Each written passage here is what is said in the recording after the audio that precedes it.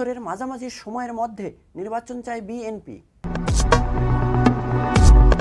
14 জানুয়ারি মঙ্গলবার দুপুরে রাজধানীর গুলশানে বিএনপি চেয়ারপারসনের কার্যালয়ে এক সংবাদ সম্মেলনে মির্জা ফখরুল ইসলাম আলমগীর বলেন, দেশের বৃহত্তর স্বার্থে এবছরের মাঝামাঝিতে নির্বাচন চায় বিএনপি। ভোট বিলম্বিত হওয়ার কোনো কারণ নেই বলে জানিয়েছেন দলটির মহাসচিব মির্জা ফখরুল ইসলাম আলমগীর। মির্জা ফখরুল ইসলাম আলমগীর বলেন, নির্বাচন সংস্কার কমিশনের রিপোর্ট জমা দেওয়ার পর এবছরের জুলাই আগস্টে নির্বাচন আয়োজন সম্ভব। তিনি বলেন, ভোট যতই বিলম্বিত হচ্ছে ততই রাজনৈতিক ও অর্থনৈতিক সংকট তৈরি হচ্ছে।